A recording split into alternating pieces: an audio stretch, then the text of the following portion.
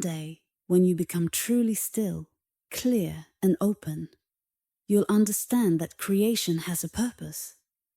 But it's not the kind of purpose your mind usually imagines. It's more like when you're deeply in love with someone.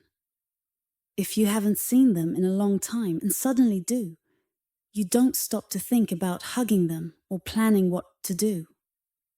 You just act.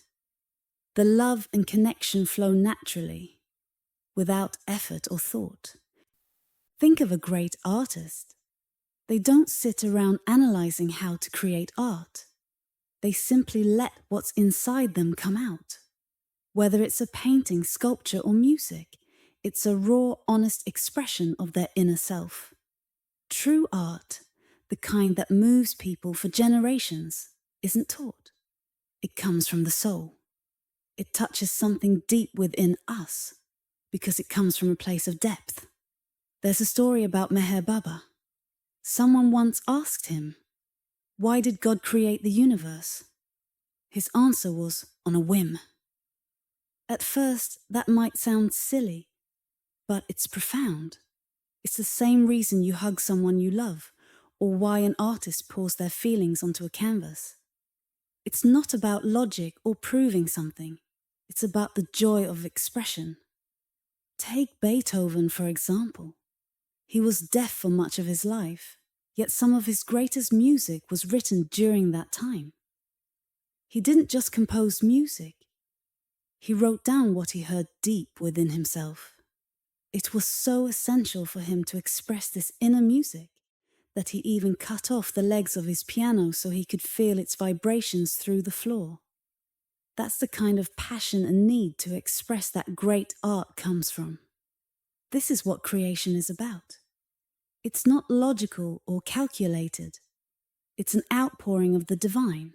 All of it, every part of creation, comes from the same source.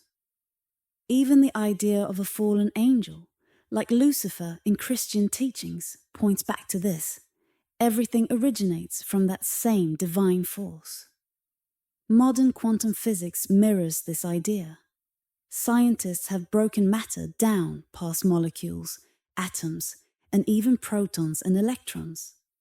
At the deepest level, they found a field, a kind of energy that gets agitated and forms tiny waves. These waves appear as particles, but they're not really particles. They simply have properties that create the world we see: magnetism, matter, and everything else around us. Creation, then, is like this field, a limitless force expressing itself endlessly, just because it can. It's hard not to talk about this because it's so close to the idea of God. The connection is right there. But most people miss a vital step, a step that yogis figured out thousands of years ago through ancient practices and teachings of the great masters. What is that step? It's understanding the nature of the quantum field, which is consciousness. Scientists today can explain how the field behaves and how it gives rise to all of creation. Every star, every galaxy, and everything in the universe. But if you ask them what the field actually is, they don't know. That's not their job. The yogis, however, approached this question differently. They went deep within themselves, meditating to go beyond their thoughts, emotions, and sensory experiences. They quieted their minds so completely that they discovered something extraordinary. At the core of their being, they found the seat of consciousness, a pure awareness. And when they let go even further, they realized that this consciousness had a source. Who was the first to make this discovery? Imagine that moment. Someone, long ago, becoming still enough to realize the truth that consciousness doesn't just exist. It comes from something eternal. It has no beginning and no end. Meher Baba said, "I was in the beginning before all else was created. I will be in the end after all else falls away. Never was there a time I was not. Never will there be a time I am not." This essence he described is the same as what Moses encountered in the burning bush. When Moses asked, "What should I call you?" the reply was, "I am that I am." It means, I exist beyond time, beyond creation. I simply am, always have been, always will be. It's hard for the mind to grasp this because our minds are tied to time and space. Time is the gap between 2 points, 2 events, 2 moments. Distance is the space between 2 points. But what happens if there are no points? If there's nothing to measure from, there's no distance. That's infinity, not something that goes on forever, but something with no boundaries, no beginning, and no end. The same is true for time. Without 2 points, there's no waiting, no duration, no past or future. This is why Einstein said time is relative. It only exists in relation to points of reference. In the absence of those points, time and space fall away. What remains is pure being, pure consciousness. This is what the yogis discovered. This is the essence of God. Something that simply is, beyond duality, beyond beginnings or endings. As the great teachings remind us, I am that I am. It's not something to be understood with the mind, but felt deeply within the core of our being. This is who you are. When the great masters and yogis went deep enough within themselves, they discovered something profound. Your thoughts, emotions, and senses are not who you are. You are the awareness behind all of it. Something within you is conscious of your thoughts. If you weren't aware of them, how would you even know you had thoughts in the first place? Think about it. Every thought you've ever had, good, bad, silly, or serious, was noticed by the same awareness. It doesn't matter if the thought was from yesterday, last year, or your childhood. You know you had those thoughts because something inside you, your consciousness, was there, watching. And that same consciousness is still here now, witnessing everything. It's not just thoughts, it's emotions too. Sometimes you feel happy, and sometimes you feel sad or even deeply hurt. How do you know you're feeling those things? Because the same consciousness that notices your thoughts also notices your emotions. Whether your heart feels full of love or aching like razor blades, you're aware of it because you're in there, watching and experiencing it. This is the essence of spirituality. You are not your thoughts, your emotions, or your body. You are the consciousness behind them. Everything else, your thoughts, feelings, and the world around you, is just something your consciousness observes. These are objects of your awareness. There's a clear difference between you, the consciousness, and the things you are conscious of. Now think about how many things your consciousness experiences every day. It notices every thought that passes through your mind, every emotion that stirs in your heart, and everything your senses pick up from the world around you. Yet through all of this, your consciousness remains the same. It's constant, unchanging, and always there. So who are you? You are not the objects of your experience. You are the one who sees it all. The consciousness that has always been and will always be. That's the truth at the heart of spirituality. Everything else, thoughts, feelings, and experiences, are just passing waves in the vast ocean of your awareness. What about your dreams? Think about it. How do you know you had a dream? You wake up in the morning and say, "Wow, I had the most amazing dream. I was flying to the moon, met moon people, got married, had a moon baby, and then I woke up." Notice how many times you used the word I. You said I was flying, I met people, I had these experiences. Whether it's in a dream or real life, it's always the same I having the experience. Sometimes it's even hard to tell if something really happened or if it was just a dream. You might think back and wonder, did I dream that? Or did it actually happen? But it doesn't matter, because it's the same consciousness, the same you, that is aware of everything.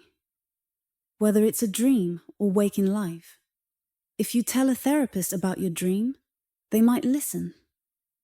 But if you told me, I'd ask, how do you know you had that dream? You'd probably say, because I was there. And you'd be right. Your body was asleep, but you were still there, experiencing the dream. In some dreams, especially lucid ones, you even know you're dreaming and can control what happens. Who is in there making those choices? The same you that makes choices in the waking world. This, you, is what people often call the soul, the core of your being, the essence of who you are. Your consciousness is the unchanging part of you that notices everything, whether you're awake, dreaming, or even in deep meditation. If all your thoughts, emotions, and sensory experiences disappeared, you would still know. Why? Because you are the one aware of their absence. Have you ever meditated so deeply that your mind went completely quiet? Maybe you came out of it saying, wow, there were no thoughts at all. How do you know there were no thoughts? Because you were still there, aware of the silence. Or think about deep, dreamless sleep. You might wake up and say, I slept so deeply, I didn't dream at all. How do you know? Because even in that stillness, you were there. This is what Patanjali talks about in the Yoga Sutras. Meditation isn't just about concentrating or thinking hard about something. It's about withdrawing your awareness from the senses, letting go of what you see, hear, and feel, so that you can go inward. True meditation begins when you turn away from the outside world and focus entirely on the consciousness within you. Your consciousness is always present, whether you're awake, dreaming, or in deep silence. It's who you are at your core, beyond all thoughts, feelings, and experiences. That's the real essence of being, the part of you that never changes, no matter what. Meditation isn't just about sitting quietly or blocking out distractions.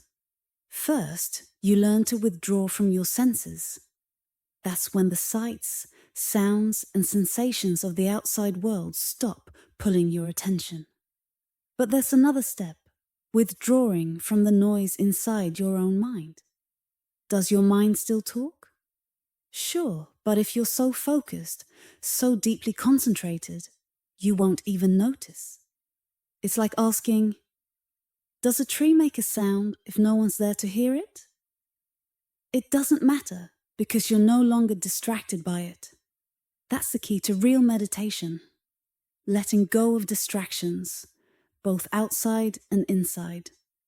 This stage is called pratyahara in yoga.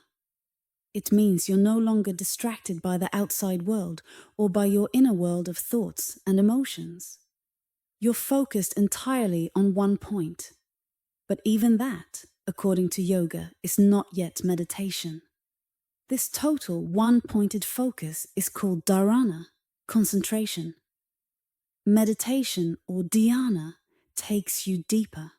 It's when your focus shifts away from any specific object, thought, or feeling, and instead turns toward consciousness itself. It's like asking, who's focusing?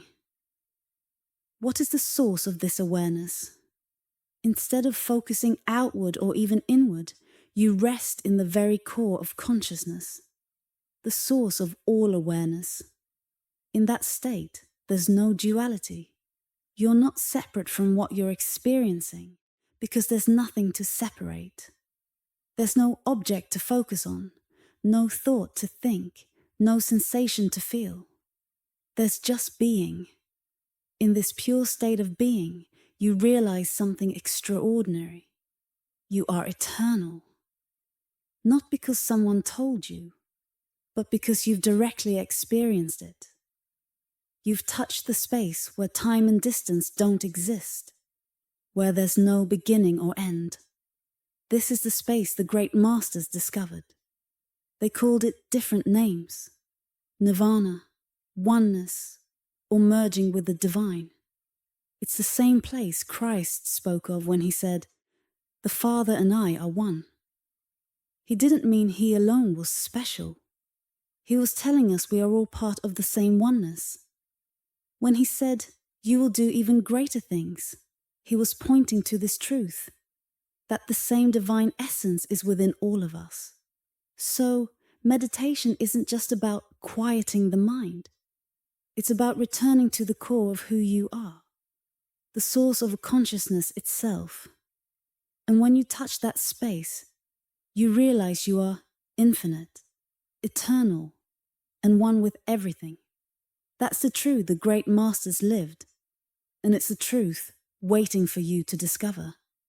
Now, some people believe the quantum field, the mysterious fabric of existence, might actually be consciousness.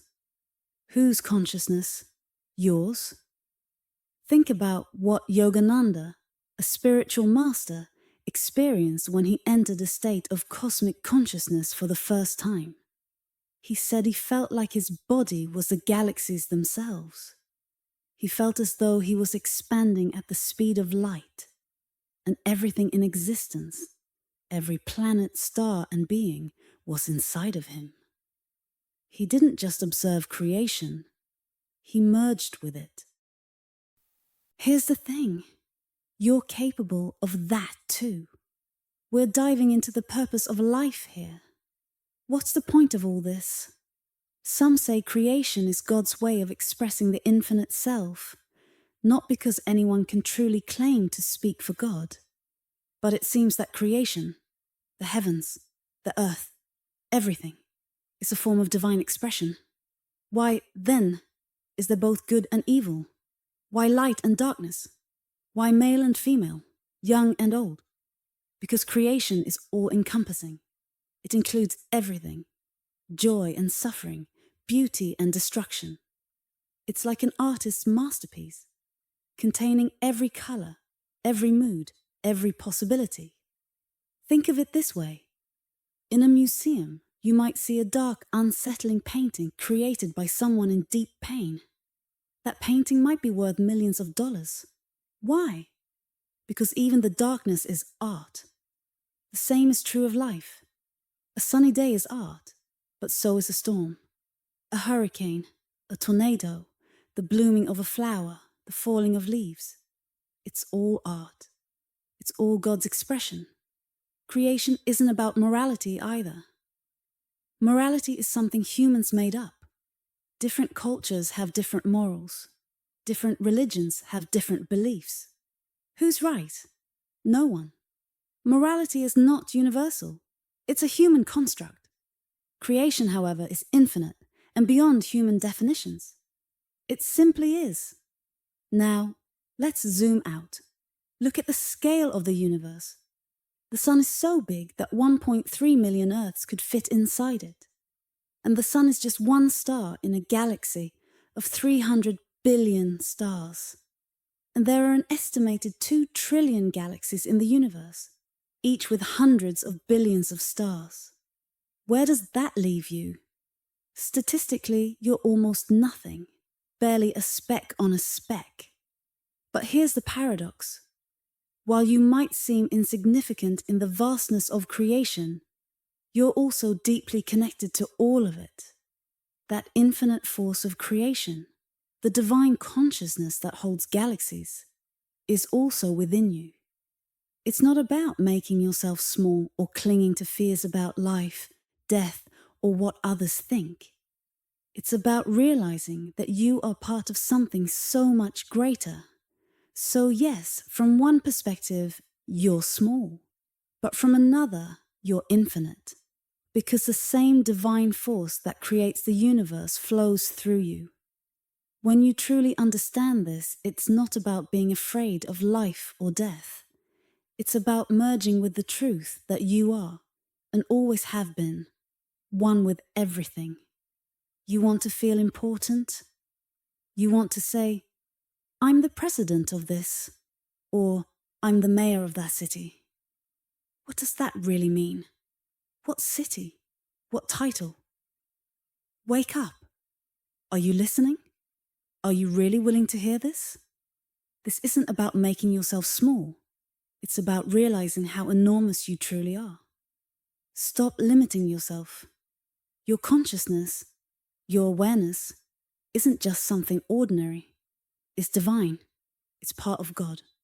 When Jesus said, "My Father and I are one," he was pointing to this truth. Your consciousness is not your body, not your face, not your senses. It's the core of who you are. And the source of your consciousness is the same as the universal consciousness. There's no difference between the two. Think of the ocean. If you scoop out a teaspoon of water, what's in that teaspoon? The ocean. It's the same water, the same essence. In the same way, your consciousness is a part of the universal consciousness. It's all connected. It's all the same. You might say, I don't get it. That's because you're so caught up in looking outward at your thoughts, your feelings, your body, and everything your senses bring in. You focus on your life, not realizing that your awareness is part of something infinitely greater. Imagine the sun and its rays.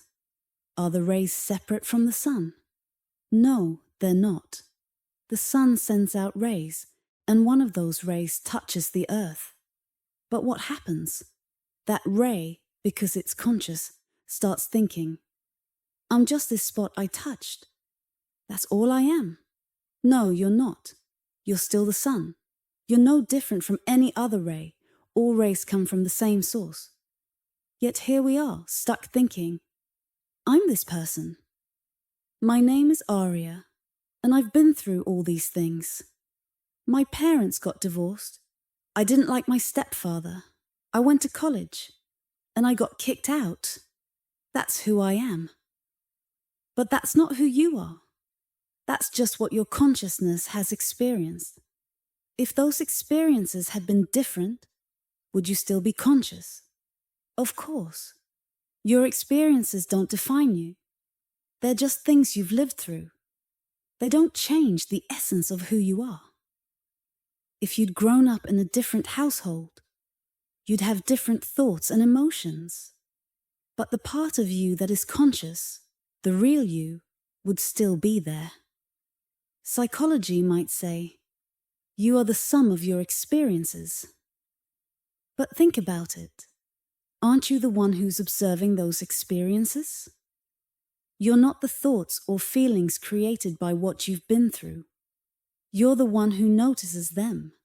For example, maybe you don't go to church because your parents made you go when you were a kid. Or maybe you do go to church just to rebel because they told you not to. But is that who you are? No. Those are just reactions to experiences. They're not your true self.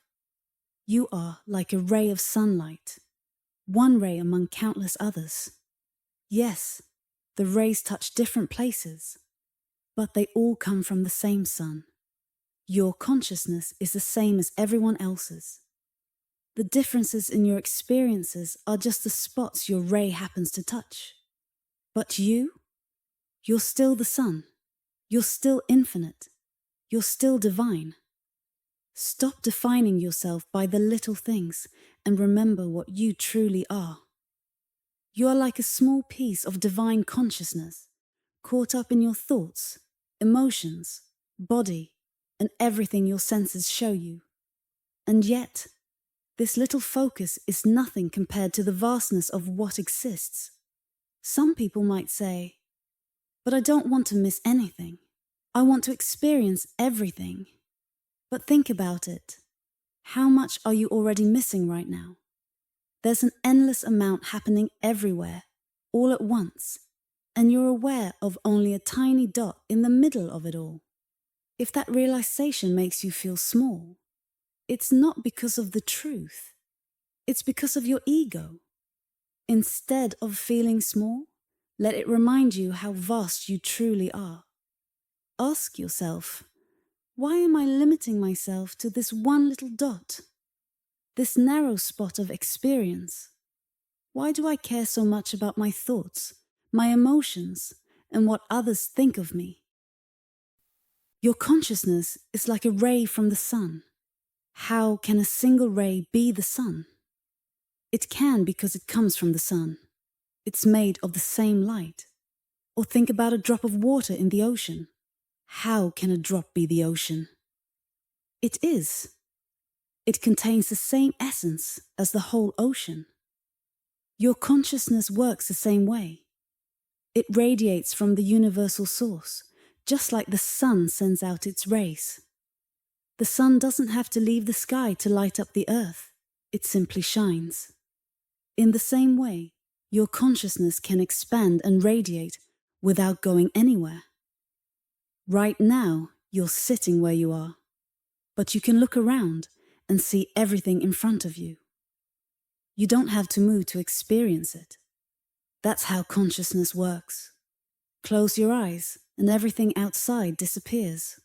Open them and it's back again. But where are you in all of this? You're still in the same place.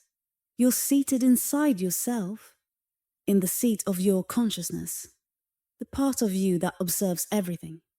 Krishna spoke of this long ago. You are in here, looking out. You're not your thoughts, your body, or your emotions. You're the one who watches them all. And that awareness, that witnessing, is vast, infinite, and connected to everything. Imagine the sun shining in the sky. It sends out rays of light everywhere, but those rays don't stop being part of the sun. In the same way, your consciousness, even though it's focused outward, is still part of the same divine consciousness. But here's the thing. Consciousness can get lost. It can focus so much on one thing, your thoughts, emotions, or body, that it forgets what it really is. This is what people mean by the fall from the garden. The Bible tells the story of Adam hiding from God after eating the forbidden fruit. God calls out, "Adam, where are you?" Adam answers, "I'm hiding." But how do you hide from God, who is everywhere? This story is a metaphor. Adam wasn't physically hiding, he was spiritually hiding. He had become so focused on his body and the external world that he forgot his connection to God, to the universal consciousness. When God sees Adam, he notices he's wearing a fig leaf and asks, "What's that?" Adam replies, "I was naked, so I covered myself." But here's the profound point. Everything in nature is naked. Animals, trees, the earth itself. Being naked just means being natural, as you are. Adam covering himself shows that he started identifying with his body. He was no longer just the pure consciousness within. He thought of himself as this limited physical being. This is the fall. When consciousness forgets its true nature and becomes overly focused on the external world. You are like someone sitting in a chair, looking at a picture. If you stare at the picture long enough, you might forget you're still sitting in the chair. That's what happens when you identify with your thoughts, emotions, or body. But just like the sun's rays are never separate from the sun, your consciousness is never separate from the divine. The sun might look down at one of its rays and see it focused on being a blade of grass. The ray says, "I'm not tall enough. I'm turning brown. Now I'm green again." But the sun would say, "You're still me. You've always been me." Your consciousness is the same. It's part of something infinite, even when it forgets. True freedom comes when you stop identifying with the picture you're looking at, your thoughts, emotions, or the body. And remember that you're the consciousness seated within, connected to everything. That's the journey back to the garden, back to your true nature. Think about this. How can you look at something, like a car, and say, that's my car, and even feel like it's part of who you are? The car is out there, and you're in here, looking at it. How can you identify with something that's separate from you? The answer is simple. You got lost. You fell into identifying with what you see instead of remembering who is doing the seeing. That's the same idea as the fall from the garden. You are always the one looking. Imagine standing in front of a mirror after a shower. You see your reflection and you think, that's me. Now imagine if the reflection suddenly changed. Maybe the gender is different, or the face isn't yours anymore. Your mind would freak out because it wouldn't know how to process it. But here's the truth. The same consciousness is still looking, no matter what the reflection shows. The real you isn't what's in the mirror. It's the one doing the looking. This is what happened to Adam in the garden. He said, I was naked, so I hid. What does that mean? It means he started identifying with what was outside of himself, his body, his appearance, and acted based on that identification. He wasn't just being himself anymore. He started behaving as what he thought he was. That's why he put on a fig leaf and hid. We do the same thing every moment of our lives. We identify with things outside of us, our thoughts, emotions, or what others think of us. Psychology calls this the ego, or the self-concept. But what is the self-concept? It's not real. It's just an idea you made up about yourself based on your experiences. A concept isn't reality. It's just a thought about reality. That's what your ego is. A collection of thoughts you've built about yourself. I'm this kind of person. I like these things. I don't like those things. I'm unsure about my future. But who is saying all that? It's not the real you. It's just a version of you created in your mind. Here's how it happens. You have experiences. Good ones, bad ones, and everything in between. But instead of letting them come and go, you hold on to certain ones. Not all of them, only the ones that caught your attention, either because they felt really good or really bad. Those experiences get stored in your mind and become part of how you define yourself. But here's the truth. Experiences happen everywhere, all the time. Most of them don't stick with you. Think about all the white lines on the road you've seen, or the clouds you've watched pass by. You don't hold on to those. They're not part of how you see yourself. You only hold on to the ones that trigger something in you, things that bothered you or excited you. And then over time, those become the foundation of your ego, your self-concept. But none of that is who you are. You're not your experiences. You're the one experiencing them. You're the consciousness sitting behind it all, watching. That's who you really are. I guarantee you, those memories are still with you. Oh, I remember my wedding. It was so beautiful. I was dressed in white. There were flowers everywhere, and birds flying all around. When was that? Was it 30 years ago? Something like that. But I also remember the divorce. It was really hard. Life gives you all kinds of experiences. The wedding, the divorce, having kids, getting a job, losing a job. It's like collecting a set of moments, each one teaching you something or showing you what you couldn't handle at the time. How do I know you've kept them? Because you're holding on to those memories. You can't let go of that wedding because it was so special. But why don't we see every moment as equally special? Here's the thing. If you wake up and realize everything comes from nothing, it changes how you see life.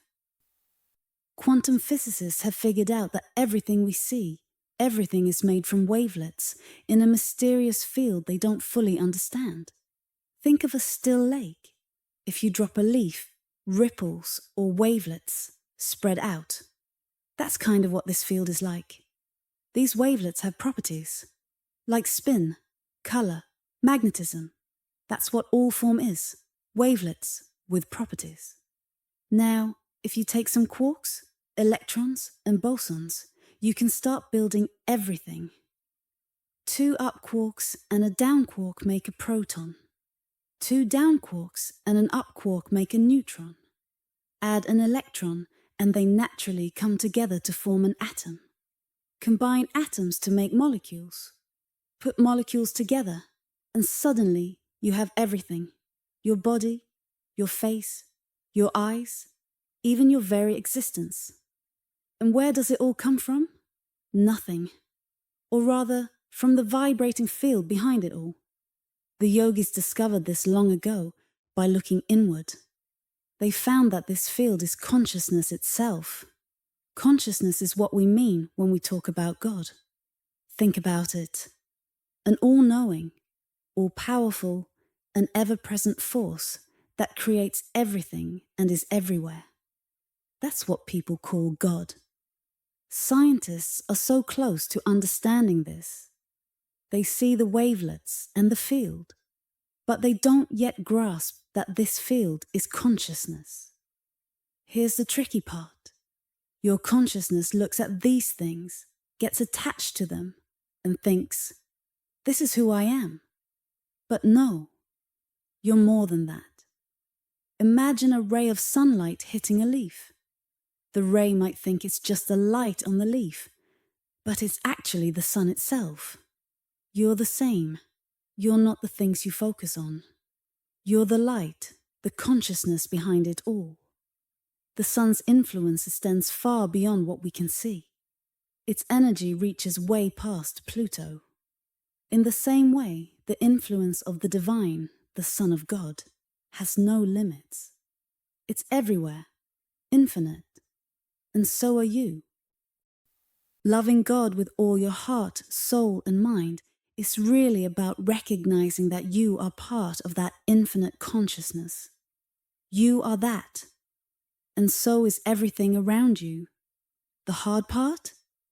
Your mind is stuck staring at the collection of thoughts, likes and dislikes you've built up over time. That's your ego. This little box of identity based on past experiences, books, or movies. But if you could let go of all that, you'd see that you're so much more. Your past experiences and emotions have all been stored in your mind. And from that collection, you created a sense of self, an I. But how do you build this I? You look at those experiences and feelings and think, this is who I am. I'm the person who likes certain things, dislikes others, and has been through all these events. However, that's not really you. You're the one noticing all of it, the observer behind it all. The problem is, you're so focused on this idea of yourself that it becomes an obsession, stronger than any addiction. Even people who turn to drugs often do so because they can't face their own internal struggles. But someone who has reached a state of pure joy or ecstasy doesn't need any of that. Why? Because they're already fulfilled. When you're overflowing with joy, you don't feel the need for external distractions or escapes. The deeper truth of spirituality is understanding that the real problem isn't what's happening in the world. It's not about the external. In fact, the world as you see it doesn't even truly exist in the way you think it does. It's more like an illusion, a temporary experience. That doesn't mean you shouldn't care about others or help where you can. Once you reconnect with your true self, you'll realize the purpose of life is to experience, express, and love, all as a reflection of the divine. Think about it this way. Why do you play video games? Not because they're real, but for the joy of the experience. Life is the same. When you act, it's not out of need, but out of the joy of being. If you feel lonely and think a relationship will fix it, you've misunderstood something. You're not actually alone. You're always connected to the divine. Every relationship you have is, in essence, with God, because everything is part of that oneness. But here's the catch. We often get stuck in expectations. Maybe you imagine relationships to be like fairy tales. Perfect, effortless, and fulfilling every need. When reality doesn't match those ideas, relationships become challenging. Why? Because you expect the other person to fit into the mold of what you want them to be. You might think, I chose you out of billions of people, so you should behave exactly how I want. But real connection doesn't work that way. It's not about controlling or shaping the other person to meet your expectations. When we let go of those ideas, relationships can become less about taking and more about sharing, growing, and truly loving. So, maybe the real work isn't in changing the world or others. It's in changing how you see and understand yourself. I told you before, everyone has had different experiences in their lives. No two people have gone through the exact same things. Every single experience a person has had shapes their thoughts, feelings, and what they build inside their mind, their sense of self or ego. This is what they focus on and get lost in. But it's not the same as what you've built. You are unique. Nobody else has your exact experiences, and nobody ever will. That's part of what makes you special. Isn't that amazing? But here's what happens. We get lost. Humanity fell from a state of harmony, what some might call the Garden of Eden. In the Bible, it says when you fall from that state, you have to work hard, by the sweat of your brow, just to feel okay. Have you heard that before? That's where anxiety, tension, and fear come in. You feel like you have to keep working to get everything to go your way so you can feel all right. Why is that? It's because we've become trapped in our own egos, staring at our past experiences. We cling to the good ones, hoping they'll happen again. We try to avoid the bad ones, terrified they'll repeat. And that's what keeps us stuck. Think about it. You spend your days trying to control everything, making sure the weather, people, situations, and events all align with what you want. Maybe you want others to respect you, accept you, or admire you. Maybe you're chasing money, a certain image, or approval. All of it revolves around satisfying your ego, which is tied to your past. But here's the truth. Life doesn't work that way. The universe isn't here to line up perfectly with your ego's desires. And when you spend all your time trying to make everything go your way, you're missing something much greater. That's where waking up comes in. Waking up doesn't happen overnight. It's a process. But it's not about getting better at manipulating life to fit your wants. It's about realizing there's something far bigger and more powerful behind you than the little experiences you're clinging to. You are not just the thoughts in your head or the emotions you feel. You're the one who notices those thoughts and feelings. You're the one who observes what you want and don't want. That's the real you, the amazing infinite being inside. Yet instead of recognizing this, we get stuck staring at tiny, painful memories from the past. Maybe you're holding on to a moment from years ago, like getting rejected in school. And you've built your whole life around that one experience. But why? There are countless other experiences happening every moment, yet you keep replaying that one. Here's the good news. You don't have to keep doing that.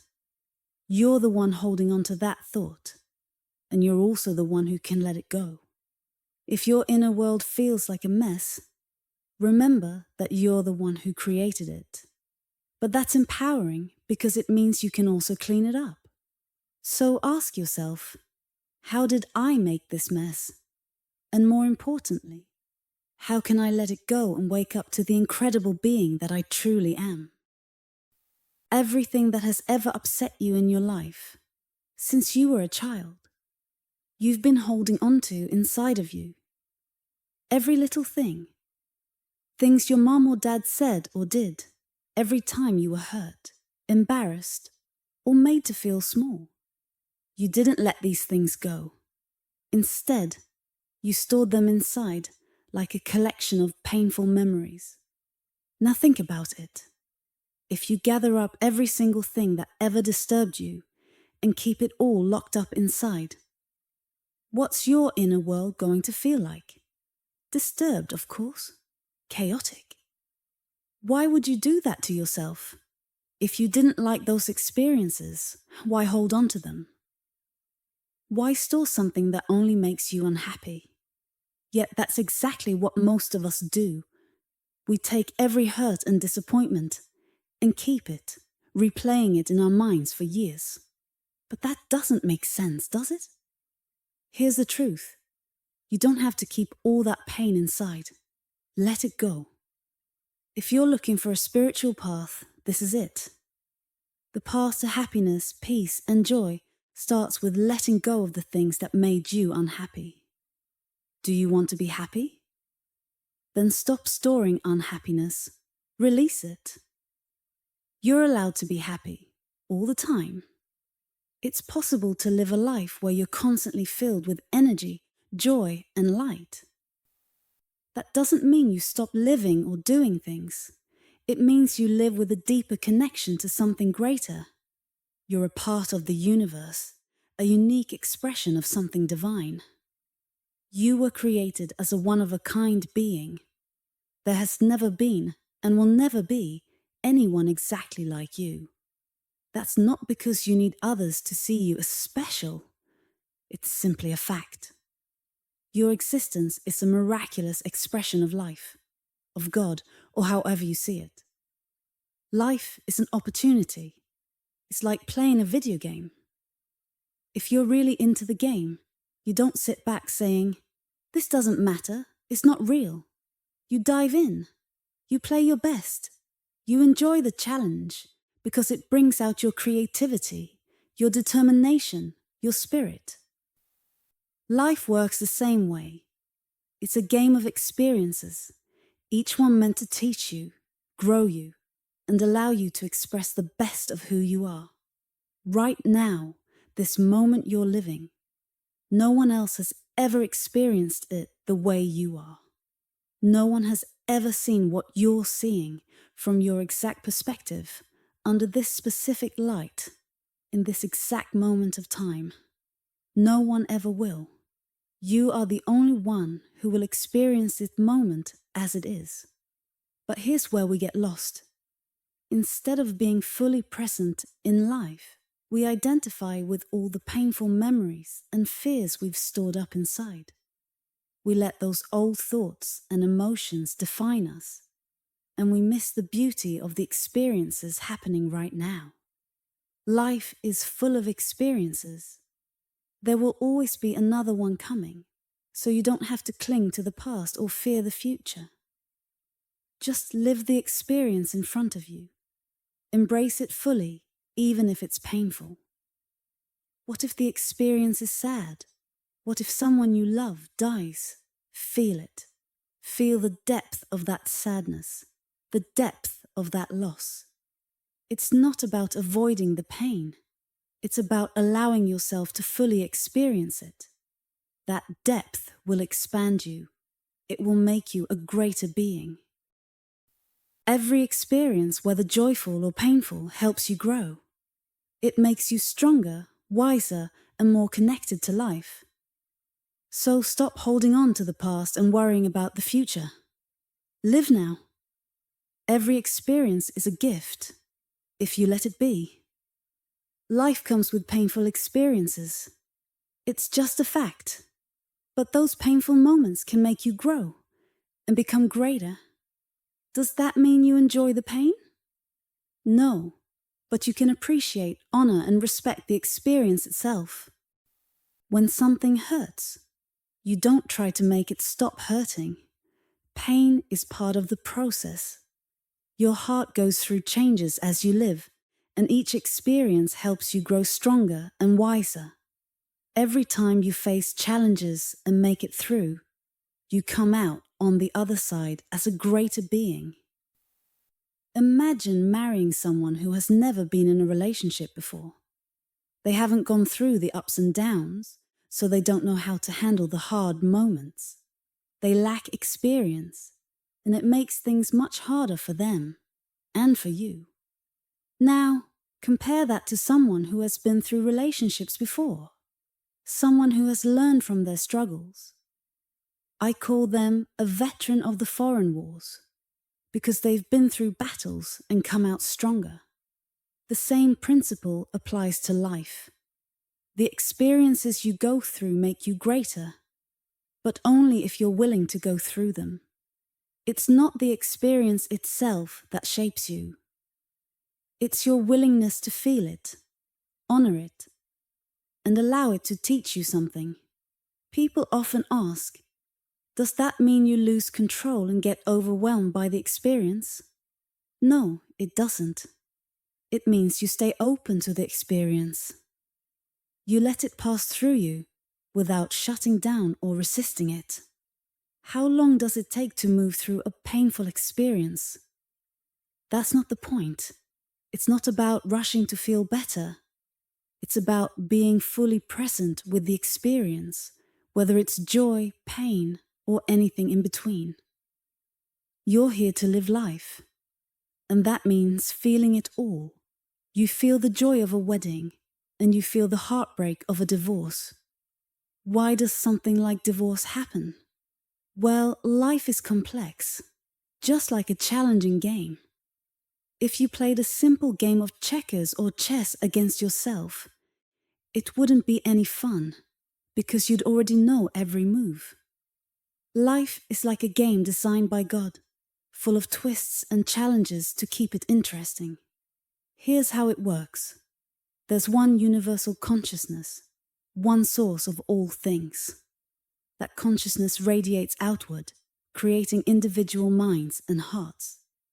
Each mind and heart is shaped by its unique experiences. And because no two people have lived the same life, everyone is completely different. But here's where things get tricky.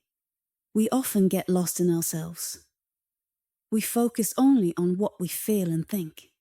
For example, in relationships, someone might say, I know I made vows and commitments, but I only have one life to live, and I'm not happy anymore. I don't feel love or excitement with you. Should I stay with someone I don't love? I'm sorry. That's what leads to things like divorce. It's not about right or wrong. It's about how we experience life and navigate the complexity of our feelings and relationships. Everyone is playing their own part in this vast, interconnected game of life. Each experience, no matter how painful or joyful, adds to the richness of the story. Let me tell you something important. If you lived in a constant state of peace and joy, what some might call ecstasy, you wouldn't have all these problems. Think about it. Buddha didn't have these problems. Why? Because when you sit deeply enough in your true self, in the part of you that's pure awareness, problems stop being problems. Instead of being weighed down by life, you see everything as an experience. Experiences come and go, like waves in the ocean. You don't hold on to them or let them define you. This is what people mean when they talk about having an empty mind. An empty mind doesn't mean you stop thinking. It means your mind isn't cluttered with all the baggage from your past. The anger, the pain, the fears. You're not using your mind as a storage space for garbage anymore. When your mind is clean, you can think clearly, be creative, and express yourself fully. Your heart works the same way. Your heart is a beautiful, powerful instrument capable of playing every kind of note. It's like a grand orchestra, bigger and more amazing than any orchestra you've ever seen. Your heart can play high, joyful notes and low, sorrowful ones. Both are beautiful in their own way. But here's the problem. Most of us can't handle the full range of emotions. We get stuck on the low notes, the painful experiences, and refuse to let them go. It's almost funny when you think about it. People say, "I've been hurt before and my heart's been broken. I'm never going to let that happen again." They're so afraid of feeling pain that they lock their hearts away. But by doing that, they miss out on all the beauty and joy their heart can bring. What happens next? You carry these past experiences around with you, memories of times you were hurt, disappointed, or scared, and you let them define who you are. Instead of living freely, you're constantly trying to control the world around you to avoid feeling that pain again. But here's the thing. Everyone else is doing the same thing. They're all carrying their own baggage, trying to make the world fit their own desires. And since everyone's experiences are different, no one agrees on what the world should look like. That's why life feels so messy and chaotic sometimes. This is the game we're all playing. Life is like a video game with levels. You go through the challenges, you grow, and you learn. And when you reach the highest level, the top of the game, you reconnect with where you came from. You return to God, to the source of everything, as a complete and whole being. That's the deeper purpose of life. It's not about getting married, having kids, buying stuff, and then dying. Those things might be part of your journey, but they're not the ultimate goal. The real purpose is to wake up, to realize that you are so much more than you think you are. You are a powerful, infinite being, the greatest thing to ever walk the earth.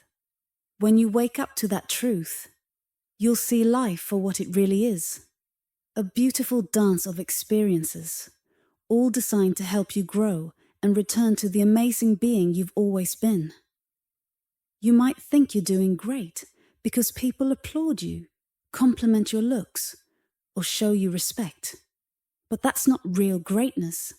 That's just a result of you building up this idea of yourself, this version of you that feels hurt, lost, or insecure deep inside. It needs the world to be a certain way for you to feel okay. And so, you go out into the world, struggling and suffering, trying to make everything match your expectations. But here's the truth. You don't need all that. The key is to take a step back and stop focusing so much on yourself. Real spirituality is about letting go of this version of yourself that you're constantly staring at. It's about going beyond your mind, letting go of the mental noise and discovering something much bigger. So how do you stop being so caught up in yourself? Start practicing how to handle what's happening right in front of you. Life unfolds moment by moment, and your job is to show up for it and deal with it as it comes. Imagine it like learning a new skill. If you want to play the piano but don't know how, you start with the basics, learning the scales, practicing one note at a time. Life works the same way. You learn how to handle each moment by showing up, practicing, and making adjustments as you go. What does this look like? It means handling whatever life throws at you. If it's hot outside, deal with the heat. If it's raining, deal with the rain. If someone says something hurtful, remind yourself that they might just be having a bad day. Let it pass without taking it personally. Can you let life's challenges touch you without holding on to them? Can you feel sadness without clinging to it? Appreciate it for what it is, and then let it go? If you can, you won't get stuck replaying the same painful experiences over and over in your mind. Instead, you'll be ready for the next moment, the one that's happening now. That's what life is about. Being fully present in the moment unfolding in front of you. If you struggle to do that, don't worry. It's something you can practice. Start letting go of the parts of you that resist reality, the parts that can't handle what's happening right now. Why does this matter? Because reality is the moment that's right here, right now. How do you know it's real? Because it's happening. That's all you need to know. Focus on what's in front of you, let go of the rest, and you'll find yourself growing in ways you never imagined. Christ once said, "Let those with eyes to see, see. Let those with ears to hear, hear." What does that mean? It's like he was saying, wake up. It's all right here in front of you. Can you handle it? Can you really handle what life is showing you? Think about his life for a moment. He faced unimaginable challenges. Look at the moments he lived through, the betrayal, the suffering, the crucifixion. And yet, he faced it all with grace. He wasn't asking us to face anything nearly as difficult as that. All you're being asked to do is handle the moments in your own life. Some of those moments are pleasant, others aren't. That's life. But here's the key. Let those moments pass through you without holding on to them. If you let them go, they won't build up inside of you like a pile of emotional clutter. Start with the little things in life. For example, maybe someone says something rude to you. Instead of dwelling on it or letting it ruin your day, just let it go. It's not worth carrying around. When you practice letting go with these smaller challenges, you'll notice that handling bigger ones becomes easier too. Imagine you're visiting your parents and you've always had a hard time dealing with them. Maybe your mum says something critical, or your dad acts distant. In the past, this would have hurt you or made you angry. But now, because you've learned to let go and stop resisting, those interactions don't sting as much anymore. This is where the wisdom of non-resistance comes in. When you stop resisting what's happening around you, life doesn't hurt as much. Zen teaches this idea too. Accept what is, instead of fighting against it. Practice acceptance. Practice surrender. On the inside, you're learning to let go. But what about on the outside? That's where service comes in. The purpose of life isn't just to accept, it's to serve. You're not just here to exist, you're here as God's representative in this moment. Think about that. You are God's ambassador to the exact moment in front of you. No one else can experience this moment from your perspective. No one else will ever see, hear, or feel this moment the way you do. That's the meaning of your life. To be fully present as the divine experiencing its creation. Can you live that way? Can you accept the moments as they come? Let go of the resistance inside you and step into the role of God's emissary. Or will you fall back into the old habit of wanting life to go your way? That's the trap most of us fall into, isn't it? We resist what's happening because we want life to be exactly the way we imagine it. I'm not here to claim I know exactly why God created the universe. That's a mystery bigger than any of us can comprehend. But I do know this. Your life, your experiences, and your presence in this moment are all part of something sacred. Your job is to show up, let go of resistance, and live fully in the truth of who you are. Here's the big picture. Everything is God. Everything you see, everything you experience, it's all one force, one energy, expressing itself in countless ways. In India, they call this Leela, which means God's play. It's often explained in two ways: as God's dance or God's sport, a creative and joyful act. Think about a sport, like football. How did we come up with that?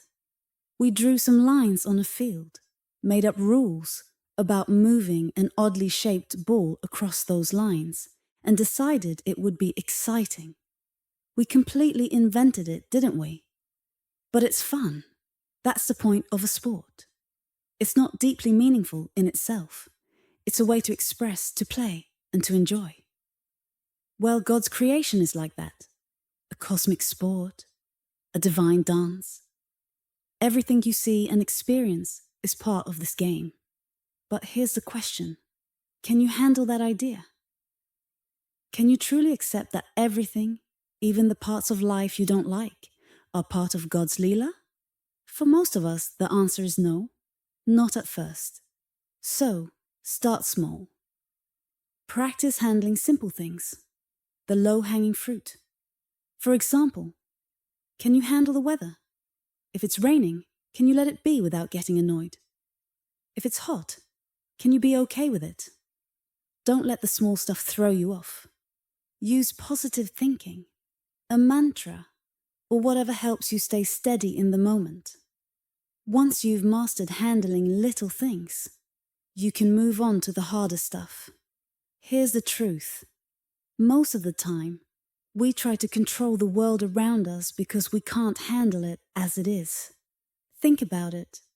When you try to fix situations, adjust people, or change your environment, isn't it because you're struggling to be okay with how things are? You might be trying to make your job perfect, get people to act the way you want, or make sure everything in your life fits your preferences. But why? Because you feel unsettled.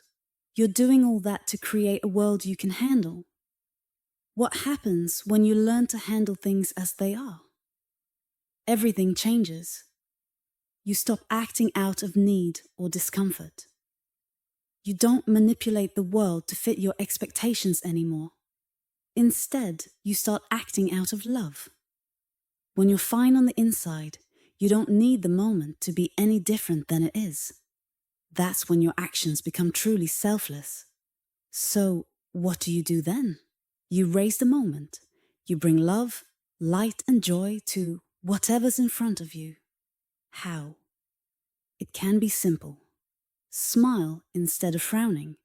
Say something kind instead of something hurtful. Do anything you can to make the moment better. Not because you need it to be different, but because you want to uplift it. That's a spiritual path. It's about learning to handle life as it unfolds, and from that place of inner peace, making life a little brighter for everyone around you. Thank you for listening.